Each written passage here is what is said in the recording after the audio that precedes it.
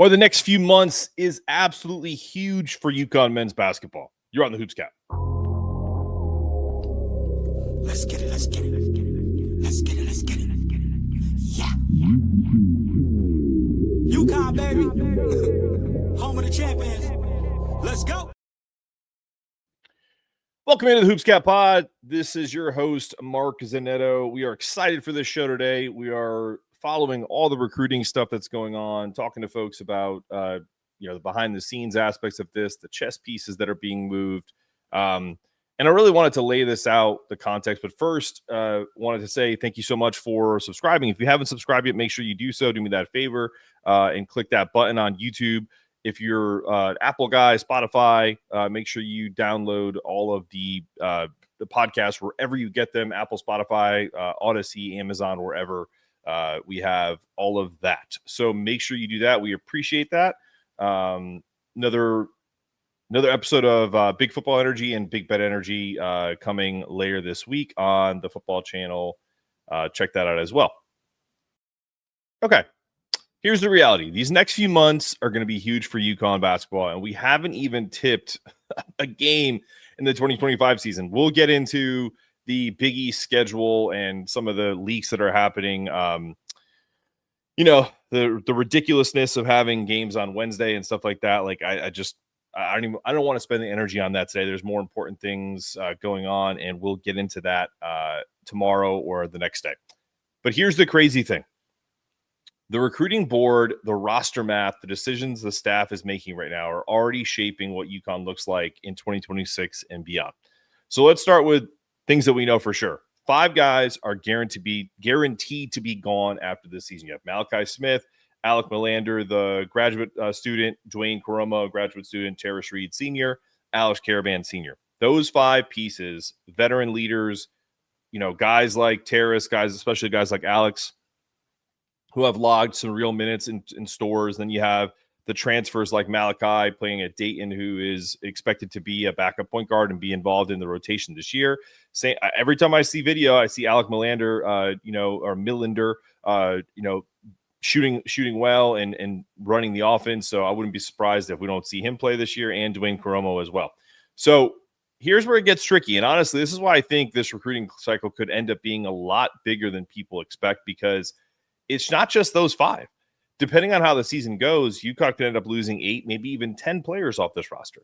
So who are we talking about? Start with Solo Ball, who everyone thinks is going to take the leap he's absolutely capable of, and being NBA ready, being an All-American, being a potential Big East player of the year.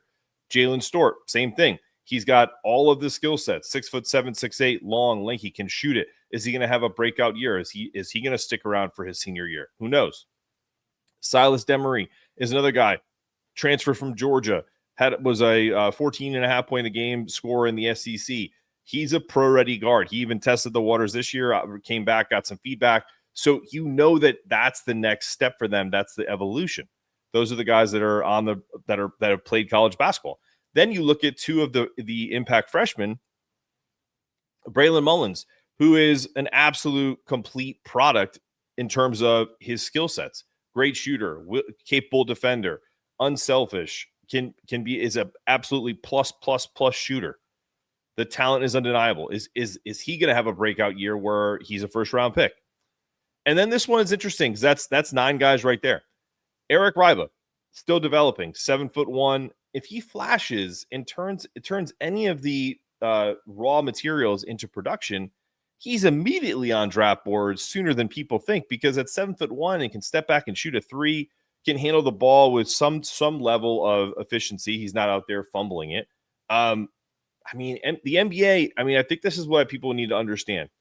And I am by no means an NBA scout, but what I do know about college basketball and the NBA is people are too linear when it comes to the thinking of this.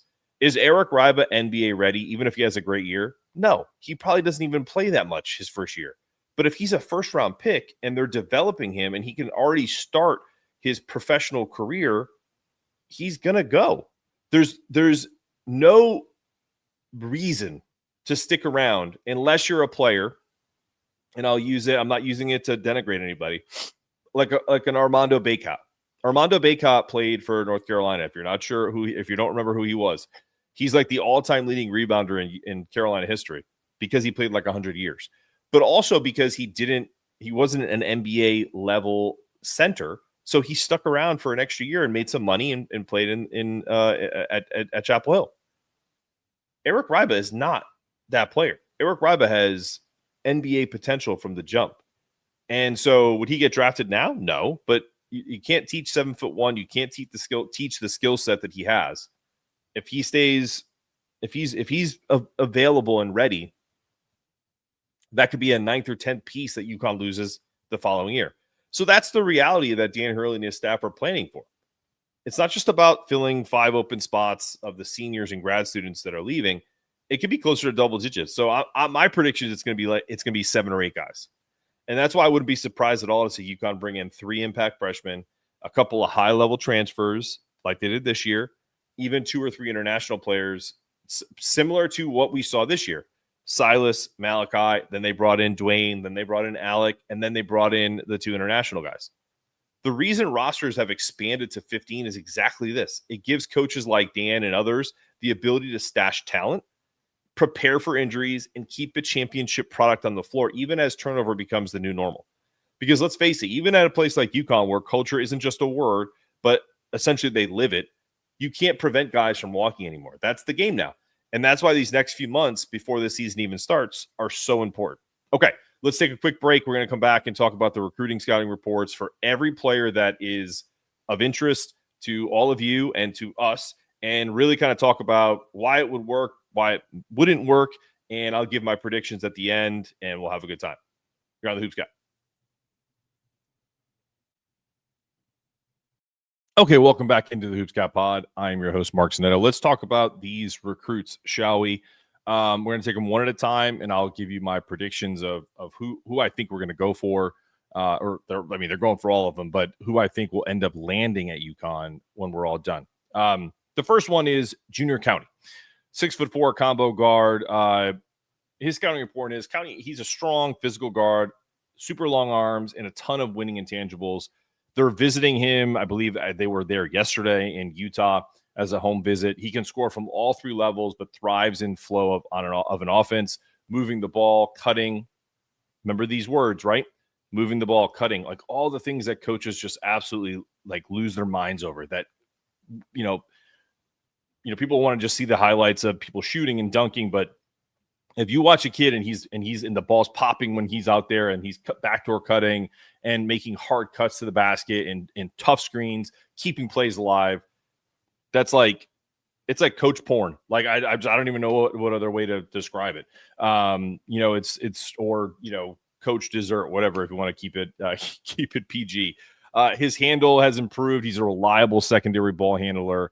Not a point guard, but absolutely capable of running an offense. Defensively, he can guard multiple positions. That's also super helpful for a Hurley-led team, while rebounding like a forward. Again, another plus intangible. Why it would work at UConn, he's absolutely, as I just mentioned, a Hurley-type guy. Tough, versatile, positional versatility, high IQ, high motor, competitive. County can be plugged in anywhere, defend, rebound, make winning plays without needing touches. Does that not sound like a Dan Hurley guy to you, or what? Why it might not work? Shooting inconsistencies, right? He's only 30% from 3. That's essentially a very important skill set in a Dan Hurley offense. His mechanics sometimes break down when he's rushed. So if you get hard closeouts, that's where that 3 will not look so good. Needs to keep polishing his perimeter game. I wanted to point something else when we get to some of these other players that are similar to Junior, which is, when you watch these guys in workouts and they just shoot it, they're all really good shooters, but it's the consistency. Do the mechanics break down when someone closes out? And I think that's the thing that we're kind of looking at right here. Next on the list is Qayden Samuels. If you remember, his sister, Cadence, played for the UConn women. I believe she transferred. Maybe I'm wrong, but I'm pretty sure she did. Regardless, he is visiting September 20th. He's a lefty, absolutely built to score. He's a volume shooter who can get hot from anywhere. He has a high release, lethal pull-up game. He's about 38% from 3 off the dribble. and can get downhill and transition in a heartbeat. Strong frame. He's built thick. He's got a 6'11" wingspan. It makes him a very physical presence. It makes him also very tough to guard when he gets downhill because he can kind of rise above you, even if you're taller. And why it may work at UConn is UConn needs a guy who can create shots when the offense stalls, especially if you lose a ton of talent. Samuels can absolutely do that. He is the prototype scorer in today's game. He's a tough shot maker who can stretch defenses and take over games when he's hot. Pay close attention to why it might not work. He's a little too ball dominant. Remember, the first thing that we talk about in his scouting report is a volume shooter. Not ideal for UConn, but again, maybe it's ideal for his high school teams and AAU teams, but that's the biggest thing. He's a little too ball dominant. He may get frustrated not getting touches. Defensive energy and rebounding can dip when his shot isn't falling. That's a big no-no in the Hurley world. Needs to buy into that Hurley system of unselfish play and kind of essentially grow up based off of that. So that to me is one of the bigger red flags on Qayden Samuels. It's not a mechanics thing. It's a head thing. Okay. Not gonna shit on a guy that doesn't even play here, and I don't want to do it anyway. So maybe all of that stuff is a little overblown, but this is what we know. Next on the list, Dylan Mingo. Listen, he's a big guard, length and elite feel. We've already talked about him at length on this show. He handles like a point guard. He can break down defenders. He makes plays out of pick and roll. Strong rebounder, almost 8 a game. Disrupted defender, 2 steals, and can guard multiple positions. Again, still just 16. Plenty of time to grow. He turns 17 soon. I think he actually just turned 17. Why it works at UConn.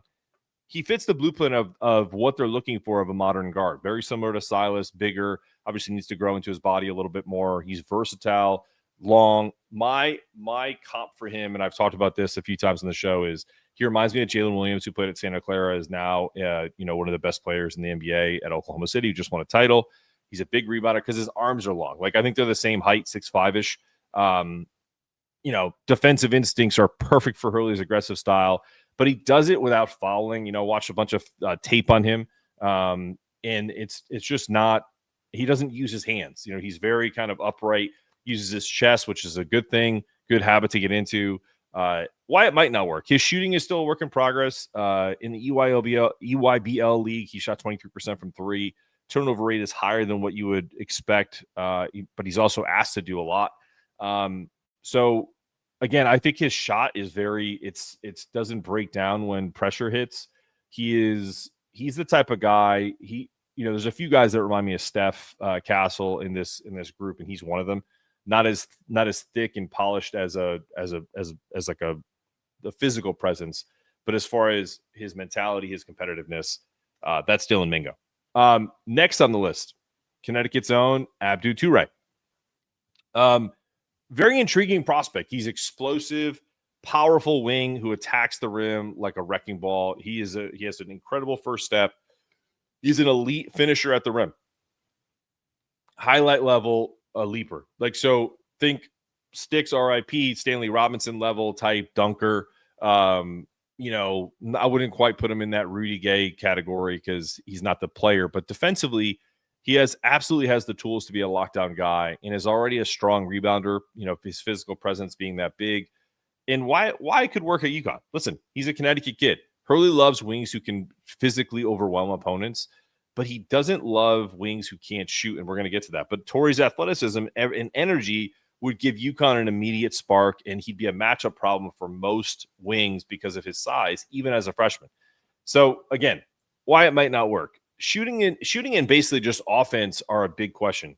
He's 23% from 3, has unorthodox mechanics. He can get careless with the ball. Needs to polish to be a reliable half-court scorer. And you don't need to have 5 scorers on the court, but it certainly helps when you're trying to spread things out and trying to be, as Dan likes to call it, bulletproof. So that's one of the things that I've taken from kind of the up and down nature of this recruiting cycle. It seemed like they were on him early. Then it seemed like, based off of reports, that they didn't really spend too much time at one of the bigger tournaments. Then they went and go visit him right after he visited Providence. So there's a like I said, there's a chess and a strategic angle to this. You definitely don't want him to go to Providence. The rosters are at 15. They like him. They clearly, all of these people we're talking about have offers. Whether they come here is another story. So we're in that stage, that courting stage. Like, do you want to come here? Do you not? So that to me is going to be the interesting part with Toure. Okay. Next on the list, Cloer from my neck of the woods down here in North Carolina. He went to a academy here in Greensboro called Caldwell, but is from Hillsborough, North Carolina. One of the pure shooters in the class, smooth, compact release, about 43% on spot ups on threes in the EYBL circuit. Can hit shots off the dribble when if necessary, and definitely off of movement. So thinking about flare screens, curls, spotting up, strong positional size, 6'7", 6'8", bouncy enough to finish at the rim. Look, why does it work at UConn? I just told you why. He thrives when he has space to shoot and the floor around, and he's also an incredible guy to have on when you can space the floor and have playmakers around him. So he's an additional piece. Like, Cole is not going to go to a school and be a centerpiece, but what he is going to be is an absolute phenomenal role player for whomever he goes to. If it's UConn, great. If it's NC State, wherever he goes, they're going to put playmakers around him, and they're going to get him the ball, and he's going to shoot threes. And he's a capable defender. Where he lacks in some kind of lateral quickness, he makes up for in size, and essentially being, a guy that is not going to, push guys and fall out of games because he's not quick enough to defend them. He's anticipation, all of that. He's not a great self-creator, as we talked about. Defensive foot speed is average, so he'll need to commit to that end to stay on the floor. But look, you can one of these guys you can hide. You can't have five guys that are of his athleticism, of his ilk, but you can definitely have one. And we have one that's grown into a pretty damn good player in Alex Karaban. I know it's a simple, easy comp. It's also very cliche because he's the one white guy on the list, so I'm going to compare him to a white guy. But they're essentially the same size, 6'7", 6'8". They do a lot of the similar things. He's a culture continuer. That's what I've been calling him. Okay, last two on the list. This one is another intriguing prospect. Remember this name, Colben Landrew, the 6'5" combo guard out of Georgia. He's got football-like toughness. He's an ascending shooter, 46% on catch and shoot. He's not just 6'6". He's got a 6'10" wingspan. I put 6'5" on here. That's my fault. He's a physical rebounder. He's absolutely a smart decision maker. High floor IQ player who can blend into multiple lineups. Why it works at UConn. Fits Hurley's glue guy model where you can plug and play. Toughness, rebounding, can shoot it when he needs to. Great depth piece who won't need the ball to make an impact. Why it may not work. Not super quick laterally. Shooting off the dribble is still inconsistent, so the ceiling might be lower than others in this class. But he also is from the same kind of circuit that Steph Castle went to out in Georgia, and we'll talk about that. This next prospect, you probably know this guy's father, Bryson Howard, the 6'7" wing from Frisco, Texas. His father is Josh Howard, who played at Wake Forest, had a 10 or 11-year career in the NBA, won a title with Dallas. He's long and athletic. He's a southpaw, so he's a lefty, 6'11" wingspan, absolute monster finisher at the rim, a lob threat, already flashing improvements in shooting with 45% from three and 75% from the free throw line. Still just 17, so plenty of development ahead. Why it would work at UConn? He's visiting October 17th, just so you know. Tremendous upside. Has the frame, the athleticism, and shooting foundation to be a big-time two-way wing. Hurley can absolutely mold him over a year or two into potentially a star and an NBA talent. Why it might not work. Needs to tighten up decision-making because, listen, I don't know this kid personally. I don't know Josh personally. But when your dad's an NBA player and you grew up around it and you're kind of in this world, there are kind of two mentalities. You can be kind of like Steph Castle, even though his dad didn't play in the NBA, but he was a player, and kind of I need to earn everything and kind of stay humble. Or you can be like, I'm the man. And I think Bryson falls somewhere in the middle of that. So, but he also needs to develop his right hand. He's still very raw in his reads, and he absolutely can get turnover happy when forced to create. So This kid is a 5-star, no doubt, but he's not like a finished product. None of these guys are. Let's be clear. So that's a lot of information in a 20-minute span. Let's take a very short break, and then we're going to talk about all these guys, and I'm going to give you my prediction as to where these guys will end up, either at UConn or not. Coming up after the break.